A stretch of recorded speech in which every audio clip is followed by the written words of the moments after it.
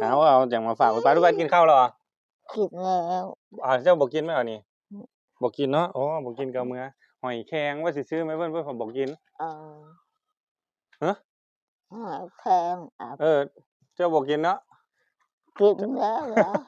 เจ้ากินแล้วเหรอเจ้าว่าจะบอกกินสิได้เอามือกินเฮือนอันนั้นฮะเอาไว้กินตอนเช้าไว้กินตอนเช้าไว้กินตอนเช้าสั่นใช้บริจาคกับอาม่าจ้าอยากทำบุญจ้าทำบุญก็เผื่อไม่เผื่อเป็นเจ้าภาพเลยวนี้ก็คือบ่ได้เห็นรู้เรื่องซะกำนันหรือว่ายังบ่ได้มีโครงการออกมาถ้ามีโครงการผู้ใดจังขอรับบริจาคจ้าเดี๋ยวเพิ่งขอรับบริจาคนึกว่าเจ้าสิเผาศพเจ้าของคือไปเอสเมนท่าบ่แม่นเนาะโอ้ก็ตกใจเพิ่นนึกว่าเพิ่นสิไปเอสเมนถ้าเผาเจ้าของเอานี้มาให้ซื่อๆเล็กน้อยก็วุ่นวายขนาดบ่แม่บ่ได้ฟ้อนดอกมื้อนี่หามื้อใหม่จะมาฟ้อนดื้อจังอุปาทว่าดื้อจังแม่นเหรอเป็นดื้อเหรอเล็กๆทำไมจังดื้อจังอุปาทว่าเป็นหยังจังดื้อแท้บอกเพิ่นดูหอมน้องหน่อยหอมน้องหน่อยไอ้ตั้งหอมน้องหน่อยกอดน้องด้วยกอดน้องด้วยกอดน้องด้วยกอดน้องด้วยกะเพรากอดน้องด้วยเร็วกะเพรามากอดน้องหน่อยโอเคสวัสดีครับสวัสดีแฟนเพจฮังยอทุกคนนะครับสวัสดีครับสวัสดีแฟนเพจฮังยอทุกคนนะครับสวัสดีค่ะแฟนเพจฮังยอทุกคนนะคะสวัสดีครับแฟนเพจฮังยอทุกคนค่ะมีเล็กน้อย3คนสวัสดีพี่บัสก่อนเอาอย่างมาฝากป้าทุกบ้านกินข้าวหรอกินแล้วเจ้าบอกกินไหมอ่ะนี่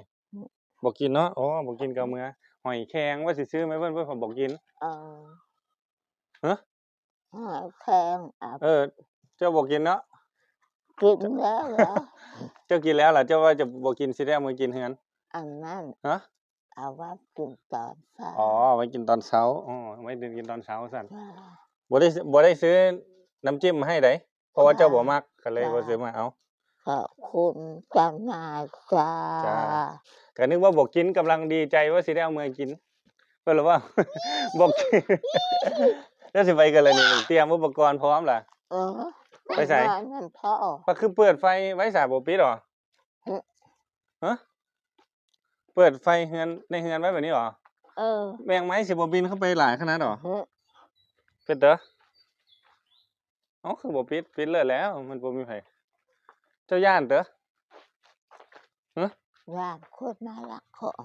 ย่านคนมาลักของลักสิ่งเปิดไว้แล้วเขาให้เห็นชัดเจ้าเสียไปไว้กันเลยนี่ไว้ในตู้เย็นหรอเป็นปิดคอกแมวเรียบร้อยทุกคนปิดแบบคักขนาดเจ้าเสียไปไว้ตู้เย็นหรอโอเคบ่มีหยังมื้อนี้ไปตลาดอากาศก็เลยเห็นก็เลยซื้อมาฝากแค่นั้นเองเจ้าบ่ด่าเพราะเขาก็ซื้อมาฝากมื้อเลยเจ้าสิไปใส่ปุ๋ยปะนี่อื่นสิได้ให้ไปเอาปุ๋ยอยู่เฮือนเลยสิบอกอีแม่ไว้ค่อยบ่อยากเอามาไว้ให้ยันเจ้าใส่เพิ่นเอาไปใส่ให้มันครบเด้อบัดนี้เด้อให้เพิ่นตักให้ใครอยากบริจาคเมนจ้า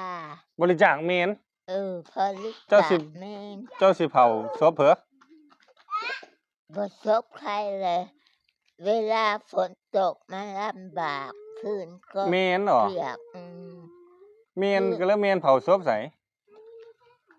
ภาษา6ไม่เพิ่นสิเฮ็ดชาวบ้านเพิ่นชาวบ้านสิเฮ็ดเมนพอไปบริจาคกับอาม่าจ้าอยากทำบุญจ้าทำบุญก็เผื่อไม่เผื่อเป็นเจ้าภาพเลยวนี้ก็คือบ่ได้เห็นรู้เรื่องซะกำนันหรือว่ายังบ่ได้มีโครงการออกมาถ้ามีโครงการผู้ใดจังขอรับบริจาคเดี๋ยวเพิ่งขอรับบริจาคนึกว่าเจ้าสิเผาศพเจ้าของคือไปเอสเมนท่าบ่แม่นเนาะโอ้ก็ตกใจเพิ่นนึกว่าเพิ่นสิไปเอสเมนถ้าเผาเจ้าของท่านเจ้าประชุมกันหรือยัง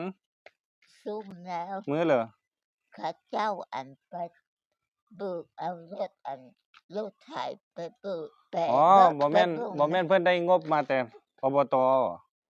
ถ้าเพิ่นได้งบมาแต่อบตก็ให้เพิ่นเฮ็ดไปก่อนแหละเนาะถ้าเขาเฮ็ดก็ให้เขาก็สิเฮ็ดแล้ว ถ้ามันบ่งบบ่พอจังค่อยขอบริจาคก็นึกว่าเพิ่นสิไปเผาศพเจ้าของบ่แม่นอันนี้สิไปนอนนำพ่อเลยอ๋อโอเคซะมื้อนี้มาดึกก็เลยเอานี่มาให้ซื่อๆเด็กน้อยก็วุ่นวายขนาดบ่แม่บ่ได้ฟ้อนดอกมื้อนี้หามื้อใหม่จะมาฟ้อนดื้อจังอุยปาดว่าดื้อจังแม่นเหรอเป็นดื้อเหรอเล็กๆทำไมจังดื้อจังอุยปาดเว้าเป็นหยังจังดื้อแท้บอกเพิ่นดูกะเพรามาบอกเพิ่นดูเป็นตาคือดื้อแท้มาบอกเพิ่นน้องอยู่ในท้องนางบ่ดื้อน้องอยู่ในท้องยังบ่ดื้อเป็นหยังคือดื้อแท้2คนนี้เพิ่นบอกหั่นเป็นหยังเป็นอะไรทำไมดื้อจังไอ้ตังเหรอโอ้ยเนาะโอเคซั่นเอาเมื่อก่อนสิพาเด็กน้อยนี่ไปซื้อขนมฝันดีราตรีสวัสดิ์ราตรีสวัสดิ์กินให้มันแซ่บเด้อหอยนี่มีแต่หน่วยใหญ่ๆเด้อนี่จ้าโอเคเอาไปไว้สำหรับคลิปนี้เนาะพุดาเอาเลยเอามาจูบใหม่ดูบ่เห็นนี่มาจูบใหม่ดูมาจูบน้องใหม่ดูอ้าวจูบน้องน้องอะไรนะน้องแสนดีโอเคใครจะเลี้ยงน้องแสนดีช่วยแม่นาวได้ตังค์ด้วยเหรอครับโอเคถ้าทำตัวดีขนาดนี้จะพาไปซื้อขนมแล้วนะครับเย้ดีใจไหมดีใจจ้ะเย้ให้ฟังหน่อยโอเคไปซื้อขนมกันเด็กน้อยปฏิบัติดีไปเอาขนมไปสาดีจ้ะไปปฏิบัติดีก็จะไปได้ขนมไปมันกับน้ำปัก2ดื้อเอาขนมไปเร็ว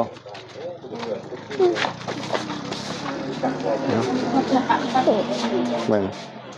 เป็นไหมกะเพราถอดรองเท้ากะเพราถอดรองเท้าเลยไหมกะเพราไปเลยไหมเพื่อนเห็นหมูเพื่อนเอานะ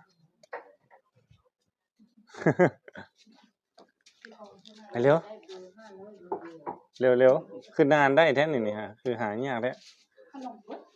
ขนมเบิร์ดหรอขนมเบิร์ดอีหลีโอ้ยย่านบ่ได้อยู่ซั่นนี่ใส่ตังค์มาฮอดแล้วเพิ่นสิเอาแนวอื่นโอ้ดึงเอาเลยเบิ่งกะเพราเอาแบบเก่าอีกแล้วอยากได้แบบนี้ไอ้ตังค์ก็เอาคนละอันมันมีหลายรถอยู่นี่เดี๋ยวรถเดียวกันนะไอ้ตังค์เอารถอะไรนี่อยากเอารถนี่เอารถปูนี่เอารถปูนี่อร่อยกว่านั้นอีกโอเคปะพอแล้วเนาะไม่ต้องเอาเยอะแล้วไปอยากเอาน้ำด้วยเอาน้ำไปเอาน้ำอะไรอีกนี่พ่อบอกว่าห้ามเอาพ่อตั้มบอกว่าห้ามเอานี่ก็หมดนี่ไปมันหมดแล้วพ่อตั้มบอกว่าห้ามเอามันจะเป็นหวัดเอาขนมไว้ไปกินมื้ออื่นเด้อห้ามกินมื้อนี้เอาอันนี้ด้วยไม่ได้แล้วถ้างั้นเอาไปคืนเอาได้หลายอันถ้าเอานี่เอาได้อันเดียวจังหวัด5 บาทอันนี้5 บาทอันนี้5 บาทเหรอเอาไปเฮเตอร์นี่มันคือเอาหลายรอบทั้งหมดใส่นี่อันนี้เป็น50อันนี้เป็น49เป็น98 103 บาทมะนาวอะไรไหมอาจารย์ของพี่เป็นอันนี้ของพี่เป็นอันนี้ของฉันไม่เผ็ดผมจะไม่เผ็ดของเธอเผ็ดของหนูไม่เผ็ดดูดิอันนี้เหมือนกันเลยออกมาปึ้งตาเหมือนกันนี่นี่เด้อ103 บาท103 บาทอันนี้5 บาทอันนี้อะไร49 บาทเป็น98 บาทบวก5 บาทเป็นถือเอาเลยไม่ต้องใส่อันนั้นถือเอาเลยไม่ต้องใจถือเอาเลยไม่ต้องใจเนาะรองเท้าอยู่ไหนแล้วรองเท้าอยู่นี้โอ้โหได้คนละห่อนี่ไงเลยโอเค อย่าดื้อนะบัดนี้เข้าใจไหม